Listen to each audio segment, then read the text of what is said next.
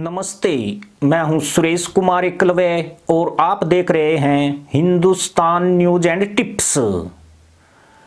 जम्मू में 1 साल या फिर उससे ज्यादा समय से रह रहे लोगों को वोटर लिस्ट में शामिल करने के आदेश के बाद विपक्षी राजनीतिक पार्टियों में खलबली मचना स्वाभाविक है। ये वह दल है जो वोट बैंक की राजनीति करके तुष्टीकरण के पुरोधा के रूप में जाने जाते हैं। इनके लिए हिंदुओं का कोई महत्व नहीं है और मुसलमानों का वोट पाने के लिए यह किसी भी स्तर तक गिर सकते हैं। लेकिन केंद्र की मोदी सरकार ने जम्मू कश्मीर में अब एक नया अध्याय लिख दिया है, जिसके बाद यहां मुस्लिम मुख्यमंत्री की संभावना बहुत कम रह गई है। पिछले 70 सालों से यहां एक वर्ग विशेष का प्रभुत्व रहा है, लेकिन अब देश के बहुसंख्यक वर्ग को भी यहां अपनी उपस्थिति बनाने का मौका मिलने वाला है। जम्मू कश्मीर में गैर मुसलमान मुख्यमंत्री बनाने की योजना समझने के लिए वहां के गणित को समझना भी बेहद जरूरी है। 2022 में जम्मू कश्मीर की कुल जनसंख्या 1,50,00,000 के करीब है, जिसमें 80 लाख के लगभग पुरुष और 70 लाख के करीब महिलाएं हैं। केंद्र शासित प्रदेश में 28.44% हिंदू जबकि 68.31% मुसलमान है। इसके अलावा यहाँ ईसाई, बौद्ध, जैन, सिख और अन्य धर्म के लोग भी रहते हैं। खास बात यह कि जम्मू कश्मीर में सबसे अधिक जनसंख्या जम्मू जिले में रहती है, जहां 18.5 लाख के लगभग आबादी है। श्रीनगर में 15 लाख के लगभग, अनंतनाग में 13 लाख और बारामूला में 12 लाख की आबादी है। अब इसमें सबसे चौंकाने वाला आंकड़ा भी देख लीजिए। जम्मू कश्मीर में कुल आबादी यानी 1,50,00,000 में सिर्फ 76 लाख मतदाता है। यह मतदाता केंद्र शासित प्रदेश की 90 सीटों के लिए अपनी पसंद का प्रत्याशी चुनते हैं। जाहिर सी बात है कि यहाँ मुस्लिम बहुसंख्यक है, इसलिए हिंदू मुख्यमंत्री बनने की अब तक कोई संभावना नहीं थी। लेकिन जम्मू की डिप्टी कमिश्नर अवनीलाशा ने एक आदेश देकर जम्मू कश्मीर में 1 साल से रहे लोगों को वोटिंग का अधिकार दे दिया है। ऐसे लोगों की संख्या 25 से 30 लाख के करीब हो सकती है।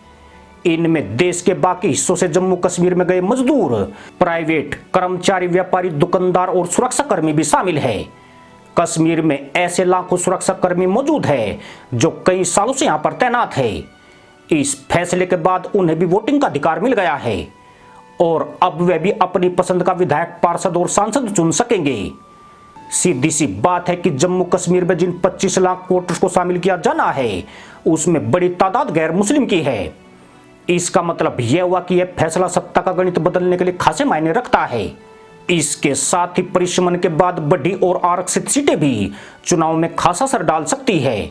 यानी चुनाव आयोग के आदेश के बाद मतदाताओं की गिनती 76 लाख से बढ़कर 1 करोड़ तक पहुंच जाएगी, जिसमें हिंदू मतदाता मुसलमानों से अधिक हो गए हैं।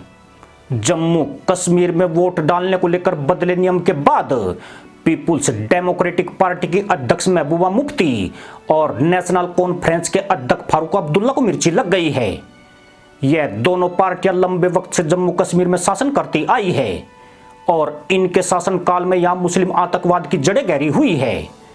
अब इन्हें अपना वजूद बिखरता हुआ नजर आ रहा है। इसकी वजह यह है कि जम्मू कश्मीर चुनाव आयोग के परिश्रम के बाद मुस्लिम वर्चस्व को छिन भिन कर दिया गया है। अभी तक जम्मू कश्मीर सरकार का कार्यकाल 6 साल का हुआ करता था, जिसे अब 5 साल कर दिया गया है। परिसीमन से पहले यहां 83 सीटें हुआ करती थी, लेकिन अब कुल मिलाकर 90 सीटें कर दी गई है।